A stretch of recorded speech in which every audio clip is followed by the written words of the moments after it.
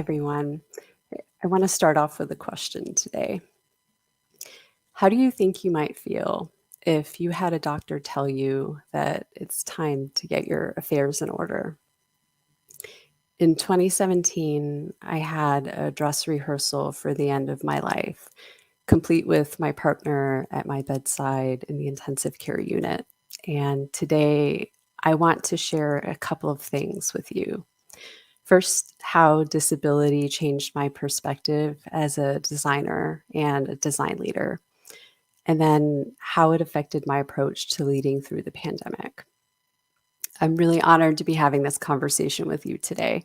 It's been 4 years since I had my strokes, and the 5 year mark in April of 2022 will have a lot of meaning for me since being without a stroke for 5 years is a good predictor of my long term survival with my condition.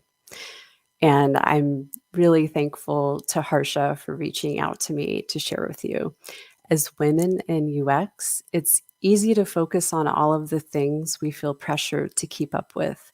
And I hope that my story can spark some hope for those of you who might be struggling right now. We need women of all backgrounds to create the design community that we want to see in the world. And each of your stories matter. And I'm looking forward to your questions when we have our conversation later. But before we get too deep into details, I want to start by introducing you to myself 6 years ago.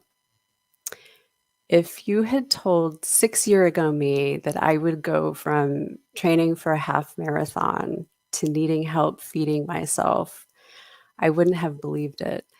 I'd been in Silicon Valley practicing user experience for a decade. I'd had the opportunity to work at large companies and startups. I was part of transformative teams and I was leading and managing as well. I felt truly blessed to be working at that intersection of technology and people, which had been my dream since I was a girl. It was just a regular day. I was driving home from work and I was rear ended while I was stopped at a red light. I call it the car accident that changed my life. I started having cardiac problems. My arms and legs swelled so badly that on some days I was bed or wheelchair bound. And then the worst year of all, 2017, two brainstem strokes left me unable to do basic daily tasks. My doctors weren't in agreement on the diagnosis or how to proceed. Many people, including me, thought that my career was over. I was considered totally disabled, and I was advised to accept the situation. There were two reasons that I decided to try going back to work. The first wasn't a good reason looking back, but the truth is that I'd become so attached to my career that I didn't know who I was without it. The second reason that I wanted to go back to work was that I work in healthcare. For 5.5 years, I had the privilege of leading a wonderful group of UX professionals at Google Health. I oversaw a portfolio of projects that were aiming to improve health for people across the world. After my new and intense immersion in the healthcare system, I was so distraught by what I saw that I knew I needed to keep working on these problems. Returning to work meant abandoning my sense of who I had been before my health crisis. Because I just had a fraction of the time and physical capacity I used to have, there was no choice but to change. I evolved my design practice, and as I scaled my team, the reality of disability had to be acknowledged rather than hidden. By the time the pandemic emerged in March of 2020, another moment of truth was also unfolding. How do I give space for a whole group of people to survive the collective grief and trauma that felt kind of similar to some of my own personal struggles in the years before? All of these activities, learning to be a different kind of designer, learning to lead differently, and then leading through a crisis, they were all closely connected. And they all involved giving things up. And letting go of that older sense of self that wasn't working for me anymore. So, we're going to talk about each of these things. The first is how I evolved my design practice. One reason that I was afraid my career was over was because my old way of working didn't work anymore. From my desk to my software to my overall process, everything felt like it was getting in my way instead of freeing me up to be creative. I couldn't sit upright at a desk and use a mouse and keyboard throughout the day anymore. I didn't know it at the time, but what I was experiencing is at the heart of what it means to have a disability, feeling that mismatch between my abilities and my environment. My doctors and my employer wanted me to succeed, but they didn't have the context to help with details. It was my therapist who thoughtfully asked, "Why are you only asking able bodied people for help?" Once I started reaching out to people with disabilities and chronic health conditions, I uncovered a community that took resourcefulness to a new level. From washing my hair to preparing food, my new community helped me see each challenge as a creative opportunity rather than an immovable wall. And once I was able to harness my creativity for adapting daily life tasks, I went back to that original problem of working at a desk to take another look. I'm fortunate that my partner is an engineer and architect. We set out on a months-long project to prototype a home workstation that would let me work from a fully reclined position.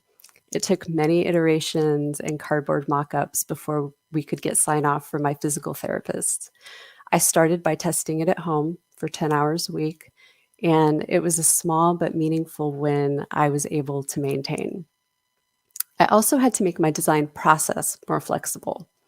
In my new world, high fidelity work became a luxury to plan around on good days. Voice to text handled most emails and chats, sometimes while laying down if that was the best my body had to offer that day. When I woke up each morning, I took a physical and mental inventory to figure out what could I do each day, and I would adjust accordingly. I was afraid that these changes would result in poorer quality work, but instead, my results were more thoughtful and creative because I had to be more deliberate about my process. Having a flexible toolkit of options gave me resilience to handle ongoing challenges.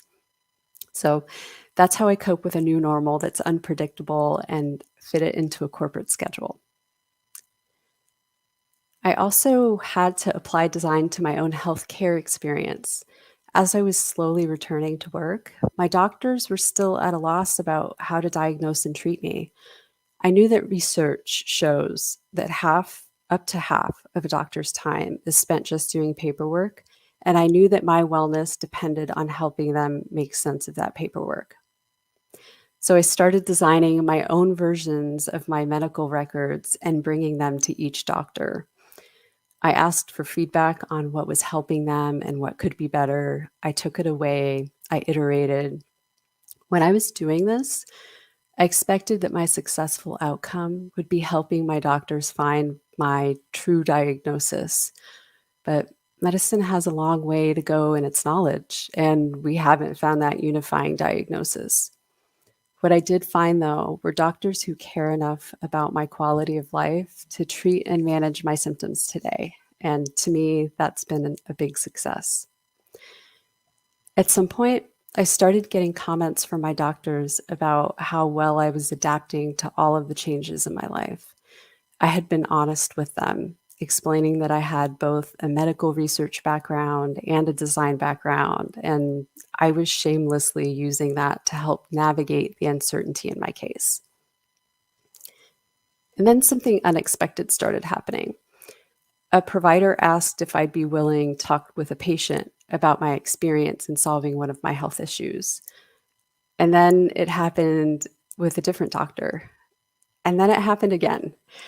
I had amassed so much specialized knowledge that I was now in a position to help others and provide support. Over time, I began studying to round out my skills to become a patient advocate to help others. I started hosting a small support group for complicated patients who are hard to diagnose. I learned about the connection between healthcare policy and patient experience, and how some of the biggest challenges that patients face are related to laws governing healthcare. When I realized I couldn't apply product design to solve those problems, I sought training to advocate for more patient centered healthcare policy. Now I'm proud to volunteer as a delegate for Patients Rising, a nonprofit, meeting with healthcare policymakers to help them center the patient voice in policy decisions. All of this has given me a completely new lens to look at healthcare, both as a patient and as a designer. And here's the first surprising connection between my activities. When I went back to work, I wasn't just a designer in healthcare anymore. I was part of the statistics that I had been designing around. These experiences made me a storyteller for the teams that I work with. Having personal stories in the room is especially challenging for complex illness because managing a serious health situation and being employed are often at odds with one another. Without all of the time spent designing my own healthcare experience and struggling with my own disability, I wouldn't be able to represent these voices in my work. Then, with scaling the global team as a leader with a disability, when it came time to receive my first performance review after becoming disabled, I expected the worst. And I want to share some excerpts with you of what I found instead. These are actual quotes from my performance review at work. And I'll just read them to you as well. She's challenged me to create a culture of feedback, candor, and respect. I've learned and applied more knowledge from Melissa on leadership than any other manager in my career across all levels of seniority and experience. Melissa has genuine warmth and caring attitude for people on her team and her peers. It sets a great example for a respectful and inclusive culture. It was a relief to read this, but I was also puzzled. Why, at a time when I could physically do the least and be the least available, was I able to have this kind of impact for my team? It clearly didn't matter that I couldn't sit at a desk for 40 hours a week. So, what had I been doing differently? After looking back on it, there were two things that seemed to make the biggest difference. The first was prioritizing, and the second was showing up. Being forced to prioritize has made me better as a leader. While working only 10 or 20 hours a week, I had to say no to most things and only focus on one or two. So when I was starting out, these were the two priorities that I had written out for myself. The first was scale a happy, healthy team. And the second was advocate for patients. Unless my activity was in service to one of those two things, I almost always said no. Prioritizing in this way forced me to think about how to position my team to handle things rather than being tempted to handle everything myself. I invested in being a stronger coach, giving stretch opportunities, and saying no when we really couldn't take something on. Then my team members started modeling this philosophy too. Prioritizing my team led to them prioritizing each other, creating a culture of care and investment in each other's development and well-being. Showing up is the other element. It sounds so simple, doesn't it? But I've learned that there's a difference between just being there and really being there. Showing up for yourself, showing up for others, showing up emotionally and physically. There's so many layers and they all matter. The experience of being in there with people, that's what matters. And so every day when I decide how I want to spend my time, I'm wondering, how can I make this less transactional and how can I show up for the people in my life? There's a tendency, especially to not want to show up when things are tough. And for me, those have been the most defining moments. I learned that if I only show up when I'm strong and able and capable, I'm robbing people of the opportunity to show up for me. Once I started showing up and accepting help, my relationships inside and outside of work began to change and deepen. Returning to the office after all of my physical changes was one of the most difficult times for me to show up. There was no way to hide the changes in my appearance. I looked completely different from the way I look right now, talking with you today. I was shaky and unbalanced. I was using a walker to get around, and my treatments were giving me horrible side effects. I had very red skin. I had gained a lot of weight, and my hair was falling out. So I had shaved my head to help out with my hair situation. And the me that I knew 6 years ago would have been horrified at the idea of putting my struggles on display by showing up at work. It felt like this mysterious illness was winning, and everybody could see that.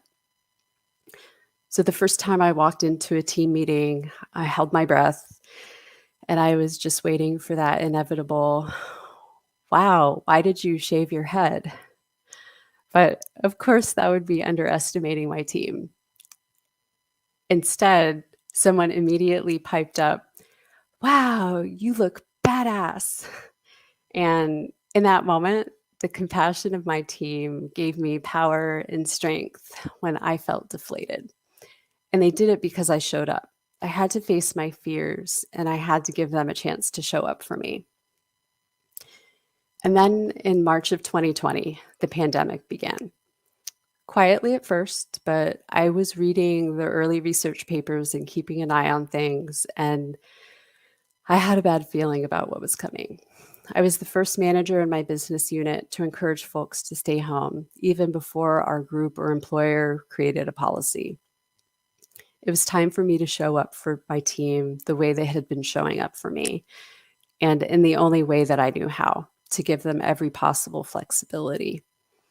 As an immunocompromised patient myself, I was quarantined immediately by my doctors.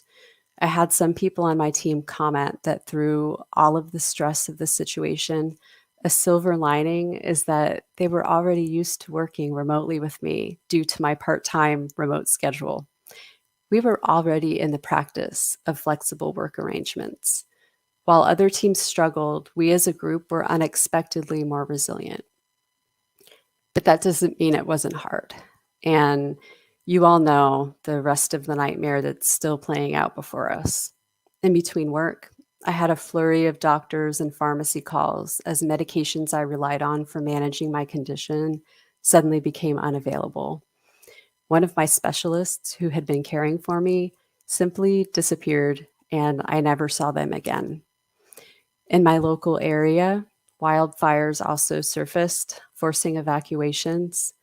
The air quality plummeted, and with it, my ability to breathe unaided indoors. This is a picture of me staying in a room completely lined with plastic, where I spent most of my time on inhaled steroids to keep my airways open. And I had a home nurse that was assigned to give me IV treatments at home. Without all of the coping skills I'd used to take care of myself and adjust to my disability, there is no way I would have been able to take care of myself and show up for my team. But even as the worst moments seemed to be passing, even as moments of relief seemed to come, I noticed that there was something different about my team. And it seemed familiar somehow. Many years ago, before I started my career in tech, I worked in crisis care, and I could plainly see the signs of trauma emerging in myself and throughout my team. I knew that this was beyond my expertise to help, though. I took a workshop from a seasoned trauma expert to understand how I could help establish more of a feeling of safety in my team during a time when physical and emotional safety felt scarce. Ultimately, I ended up partnering with this expert to pilot a tailored version of that course and making it available to leaders on my team. The most important thing was simple and became part of my happy, healthy team mantra. I needed to make sure that I could listen to and validate what each person was going through. I needed to help foster an environment where folks on my team could validate each other's experiences too. Each of you have no doubt experienced different types of loss in your own life this past year.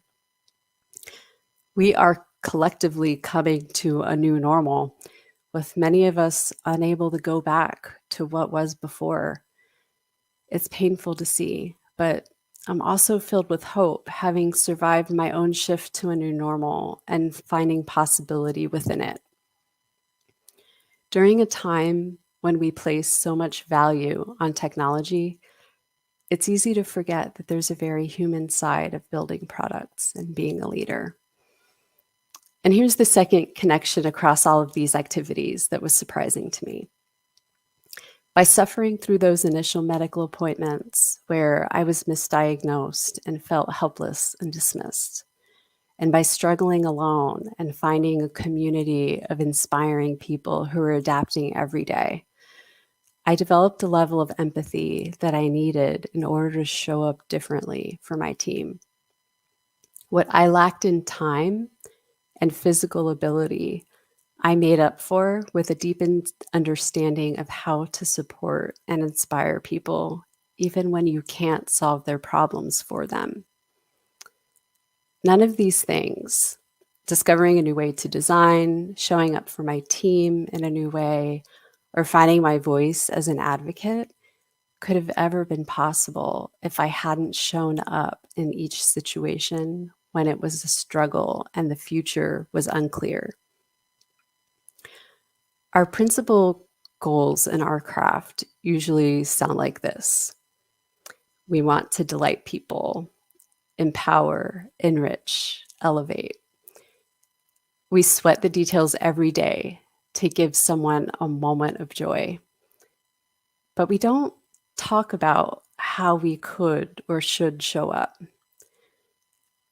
I'm not sure where I'd be today if I hadn't chosen to keep showing up on what felt like the bad days. I'm sure I wouldn't be here talking with you about this today. So that's my most important and only question for you today is how can you show up, especially when it's tough?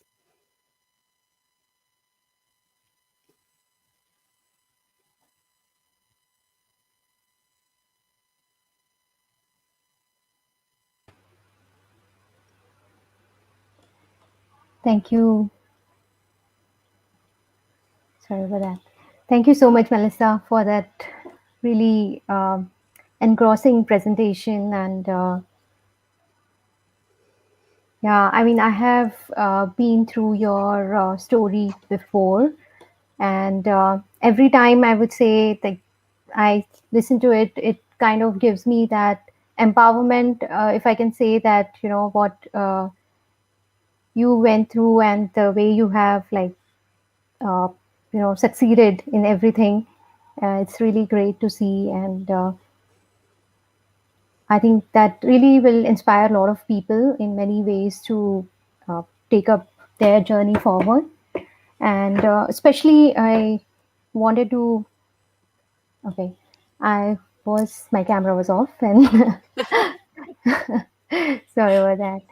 But yeah, yeah, I mean, that's where I think the moment I started talking to you, I was like listening to a lot of these stories which were happening with the pandemic, and a lot was happening with a lot of people, and they were going through so much. And I came across a profile as I was following up on some of the healthcare things, and because of the Google Health team you were leading, and by accident I think I stumbled upon your story. And it was like, I think the moment where I was also going through, I lost someone close in my family to COVID. And I was like, yeah, I mean, it gave me a lot of faith into having that strength to, as you were saying, showing up. And being there. And so, thank you so much. Uh, we had a few questions from the past. Uh, the people who registered, I'm not sure if they're around, but I can just go through that. Before that, Veena, is there anything you want to add to that? I'll just go and look for the questions that we had. No, I just want to thank Melissa, and it's a very it's a very touching topic, and I think you're a true hero to kind of and also thank you so much for sharing your experiences, and it's a great talk, and I was truly touched by your talk. Yeah, and I think and thanks to Harsha for introducing us to the Ladies That UX group, and and for sharing your experience as well. Thank you both. That means a lot. And and what means the most is knowing that this resonates for you in some way. That I think early in my journey, I felt pretty alone and lost. And so, if I think if any of this can help someone else feel a bit less lost, that would mean a lot. So I'm so happy to be chatting with you all today. Same here, Rita. We had one question from Laura. What lessons have you learned about self care that are most applicable to leading a team and making time for strategy? Great question, Laura.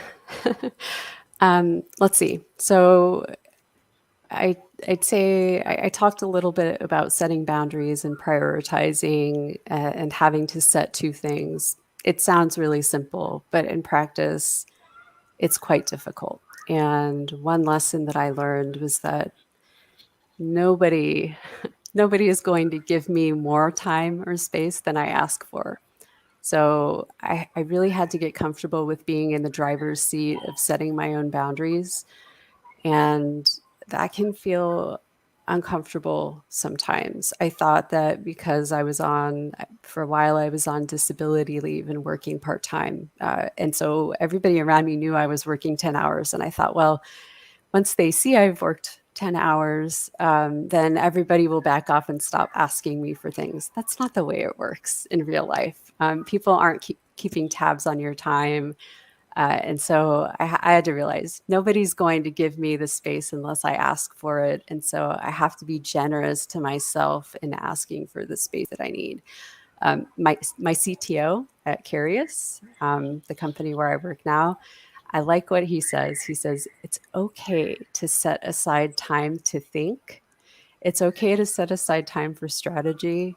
He even told me, put a block on your calendar and just call it thinking time. That's completely fine. And I really like the spirit of that.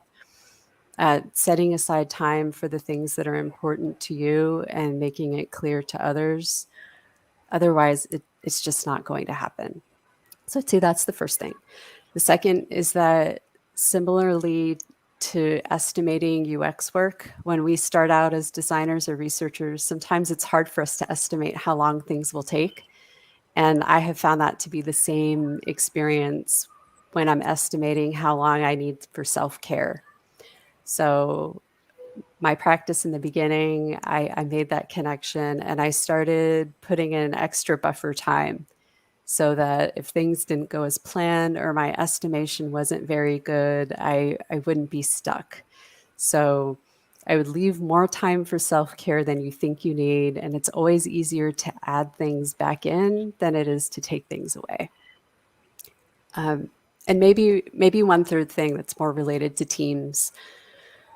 I had to become really conscious, and I received coaching on how to be aware of when I might be transferring stress to my teams. Some of the moments that I was going through, my stress levels were really high, and that was a natural response to what I was going through. But I wasn't accustomed to monitoring that for myself and being aware that as a leader, your team will pick up on things. My teams got to know me so well that they could read my facial expressions. They knew when I was low energy. They knew when I was having a bad day. And if there wasn't a story that they understood about what was going on, they might assign their own meaning to that, and it might have nothing to do with them. So there were cases where rather than giving poor feedback or giving my team a bad experience, I would slightly delay a design review, or I would shift the schedule of activities with my team so that I could make sure that the moments when I was showing up, I had that capacity to give to them. And I knew that I was giving them the best moments that I could for my time. Does that make sense? Yeah, totally. Thanks, Felicia. I have another question uh, here in the chat that we can take up from Megha. I think I can bring the question up on the screen. So, have you ever felt guilty for not showing up? How did you overcome that and still focus on showing up? Absolutely. I still feel guilty.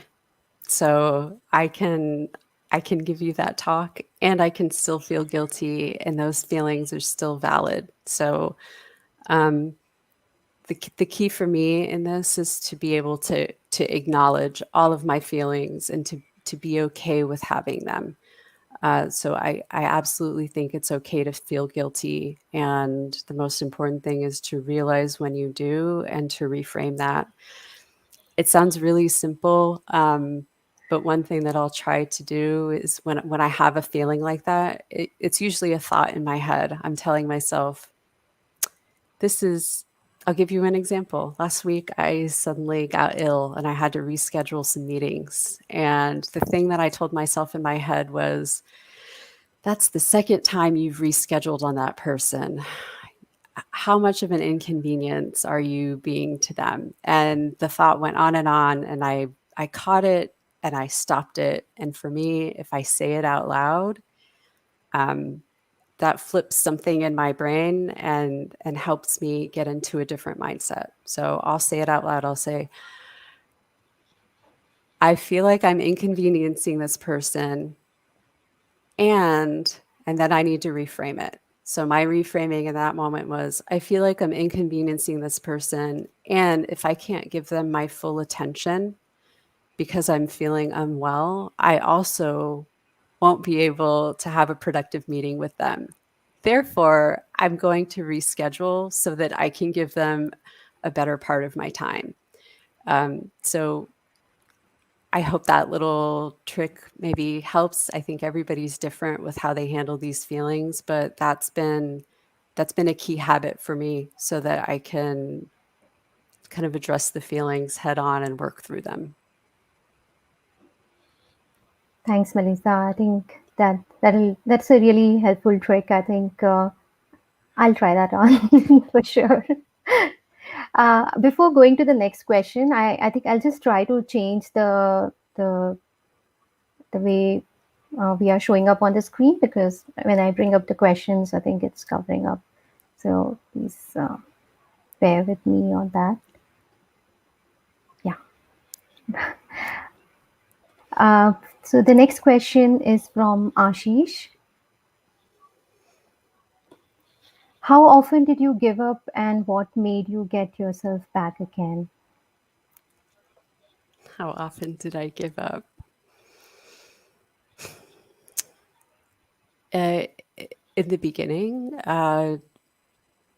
very frequently. So the frequency was high. There were days where I literally couldn't get out of bed. I had to have somebody carry me to the bathroom. And so I think in the beginning of my journey, I felt depressed. I felt very sad.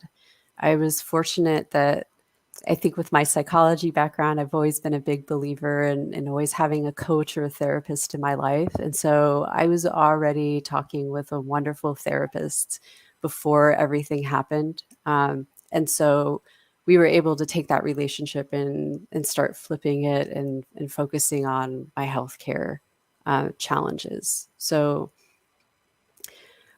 some of the things that I learned from working through that were that letting go of the idea that I was going to go back to a normal that I had before was a very big one for me. I've been told by my doctors that I'll never be able to do high impact exercise again. And something on my bucket list was running a marathon. And so now maybe a wheelchair marathon is in my future. And I would be excited to do that. But it took a while for me to get around there. And I had to let myself be sad and grieve. I cried a lot. And I think it's important to give yourself permission and space to work through the feelings that you have and let yourself cry. It's not a sign of weakness. It's a sign of being able to be a whole person, and it's a sign of loving yourself. So but there's a balance. So I had to acknowledge the feelings and what I was going through, but I also needed to start to put together that idea of a new future and recover a sense of hope. And so I would start trying to exercise this concept of what would I be hopeful for? And at first I was afraid to hope for anything. I was afraid to hope that I would be able to walk again because it was so difficult and it took so long. But I think each day that I said, I hope that I can walk again, it felt less and less frightening. And so verbalizing your hope, even if it might not come to fruition, is an important piece too that helped me get myself back again, feeling safe to have hope and feeling safe to hold space for hope was really important. That was kind of a long answer. I hope it was helpful. No, it was definitely, and thanks Ashish also for asking this question. I had this question on my mind as well, and a few things which I have picked from what you just said was which resonated with me were self-love in a way, and then that hopefulness of and also acknowledging that what has happened, and what the new future could be, and what best you can do in that. I think that's what is the key takeaway for me from here. Yeah, we have one more question from, I think we are good with the time. So, from Sneha. Most times, self motivation is a challenge we fight, especially now since the pandemic. How would you suggest we overcome that? Yeah, it's a tough one. I think it's part of it is acknowledging that you you may not feel motivated in the same way that you did before. So thinking about what does self-motivation mean now? It might mean something different. For me, sometimes self-motivation means stepping outside. I'm still quarantined, and so going outside is still a big deal, and so that's my self-motivation. Um, Taking really small steps is okay too. Giving yourself permission for it to feel different, to feel motivated. Feeling motivated might feel like a fraction of what it was before, and I think sometimes it's tempting to say, well, if I don't, especially as creatives, if you're a designer or if you're working in research, we have to hold a lot of empathy for the work that we do. And I don't know about you all, but I've found, being able to empathize with patients and the populations that I'm serving through my work, it requires more energy. And I don't necessarily feel as engaged sometimes as I did before all of this. I don't have as much energy to devote to it. And so the motivation feels different, but that doesn't mean that it's not motivation. So we might need to craft a new picture of what that feels like and give ourselves permission for that to feel different, and come around to the idea that it's okay if it doesn't feel like it did in the past again. So instead of focusing on returning to an idea of what was before, redefining what's important about motivation for you, and what aspect of that do you feel like you're capable of right now, and forgiving yourself for the part that you're not capable of right now. That sounds good. Yeah. And I also think, like, from what earlier you mentioned, like having a right set of people around you also helped. I think that Yeah. also would be helpful in such a scenario. Though, again, like we are all locked up in our own spaces with limited interaction. So I can understand from where Sneha's question might be coming. Thank you. So we had a few more questions from the people who had registered earlier. And there's one question from Abhilasha. What is that secret ingredient that makes business strategy a success? I like this one. um, I don't think there's just one. Uh, if there were, I'm sure we would all be scrambling after it. But if I had to if I had to reflect on the teams that I have admired the most for how they work on business strategy, I'd say the elements that I see there would be, it's a combination of a few things. There's an element of humility. There's an element of human centeredness, whatever that means for that particular company. And there's a strong sense of investing in the future. And I don't think it's any accident that these are also key ingredients to having a high performing team in general, and to being good at innovation. So those would be the key, in my opinion. And actually, the other part is actually doing those things, actually investing in those things versus just saying you're investing in those things. So being congruent in saying that that's important and also following up with the action. All right. Thanks, Melissa, for that. Sure. I had my own question, I think around, so you were leading a team, and these people knew you from before when you went to like start working remotely. Now you are with a different organization, and how did that span out for you with a new set of people, and bringing that same empathy and setting that right expectation there? Can touch a little bit on that. Yeah, it's a good question. Starting starting a new job with a disability can be intimidating, especially when you're kind of feeling out a new team and feeling out the team's culture and boundaries. So I think one thing that I did was I vetted out, I asked many, many questions and vetted out the team to try to figure out if it would be an environment that would be welcoming to the way that I needed to work.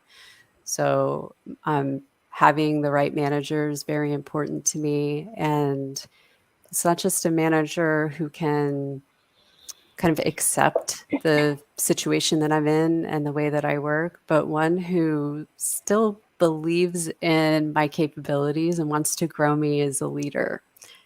So that's one thing that I'm very excited about the company that I'm with right now, is that they are investing in me as a leader. And in terms of empathy, I think that's the second reason that I chose the company, is because they have a very strong culture of wanting to solve problems for patients, which is very important to me. And sometimes you can talk with a company and they'll say they'll say the right thing, but you can see that they're not following it up with action, sort of alluding to kind of the answer from the previous question too. And so that's the other thing that I really looked for, was making sure that this was a place where people are following up with their actions and being consistent between what they say and what they do. I'm building a team right now, so it's a bit different than having been I'm kind of starting over from in that sense. And so it's a different experience hiring into a team while I'm in this situation. So what I found to be very helpful is that I'm super open with candidates and super open with team members, and really wanting to make sure that there's an example of a design leader who's out with a disability and not ashamed of having certain types of limitations. I want all companies to be hiring people with that type of background. And I don't think we talk about it enough. And I don't think we acknowledge that you can still be very capable in spite of having certain types of limitations.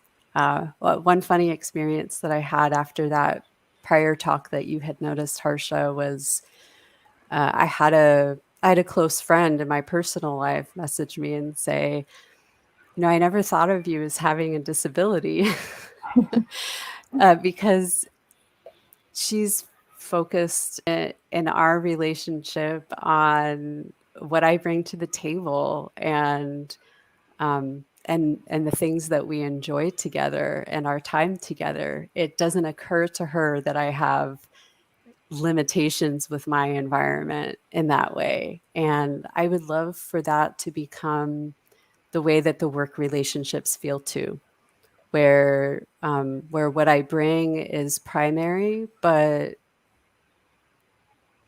the other aspects of my struggles are not ignored or looked over, and they're appreciated for what they are, just part of me. Yeah, that makes sense. I I would like to ask Veena if she has any questions. Not really, Harsha. I think Okay. some of the questions I had also were asked by other people. But thank you so much, Melissa. Once again, it was a great I talk. Yeah, Veena, I have one more question which came through. Okay, So yeah, sure. Okay, go ahead. it's sort of a long question. I'll just read through it. Since last decade, we have seen many EHR and EMR related solutions, but none has been able to capture a significant market share. Is this mainly a UX related problem, or is there any underlying serious problem that we are not identifying for its poor adoption among healthcare service providers? Either way, is how UX can improve the digital adoption in healthcare. An EHR question. Okay, I like it. All right, so this is for all of my fellow healthcare UXers. I this might be a long answer. I'll try to go into some of this, but if you asked this question or if you're interested in this topic, feel free to reach out to me, and I'm happy to also chat more. This has a lot of elements, but I'd say, going into an enterprise environment where there are strong incumbents in a space that's regulated, all of that comes together and poses a really big challenge from the beginning. I'm an extremely biased person to ask this question to, so I'll give you my opinions from a couple of perspectives, but keep in mind, I have a lot of opinions here, and other people might not necessarily agree. But as a design leader, if I put that hat on, I think UX has a huge opportunity to contribute here. I don't think UX is being leveraged strongly enough in this area right now. And I've seen examples of really great UX professionals being hired only to be underutilized, or when it comes time for big decisions, they're kind of sidelined or swept aside. So they're not being involved in the decisions where they would be able to have the kind of impact that we need to affect change here. So when we think about the maturity of UX in other sectors of the industry, like outside of healthcare, it feels like healthcare is lagging comparatively when it comes to UX maturity. So I think that healthcare groups that are going to give UX a seat at the table and give them fair resourcing and give them budgeting and invest in them, those are the groups that are going to find themselves in a position of advantage.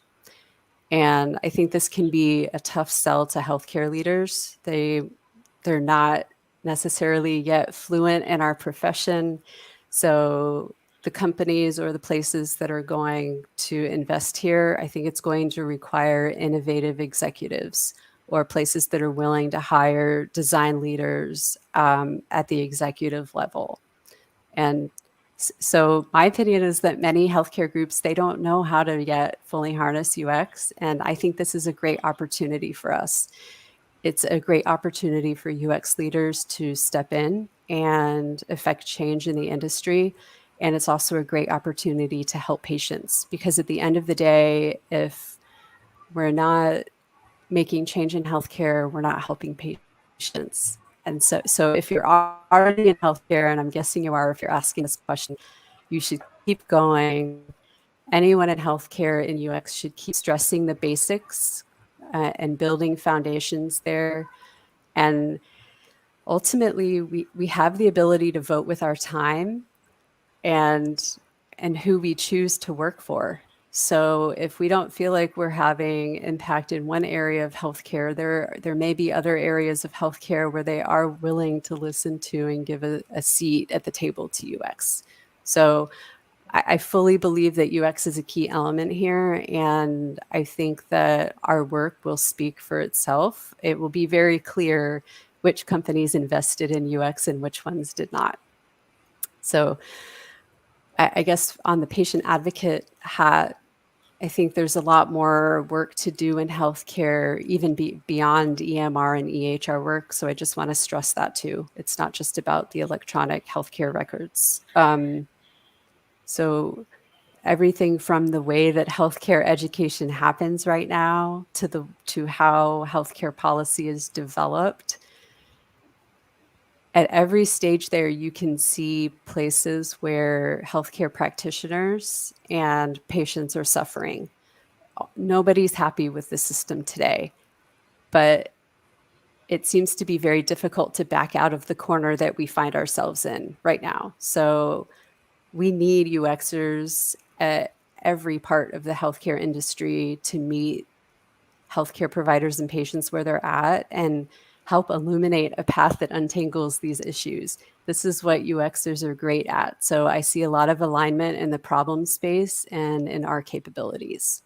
So I guess maybe this is turning into a sales pitch. If you're considering a new path for your career and you're working in UX, I think healthcare is a very promising opportunity. That, I think that is the best thing I wanted to hear as an end thing.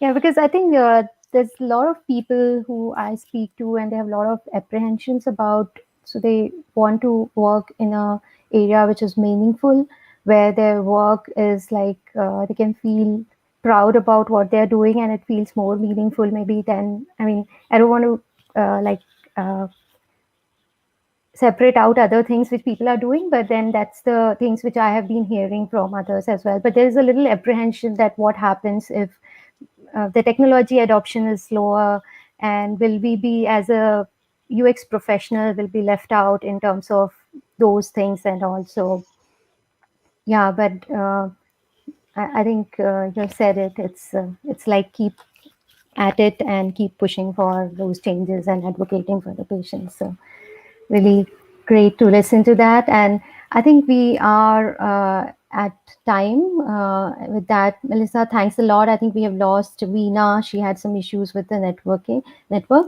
Um, Thank you all for joining, and thanks for your time. Thanks for really great questions and discussions. Uh, Stay in touch with us on other channels, and let us know what you think about the session, and also what you would like to uh, see from our channel in future. That will be really helpful for us to bring out meaningful discussions.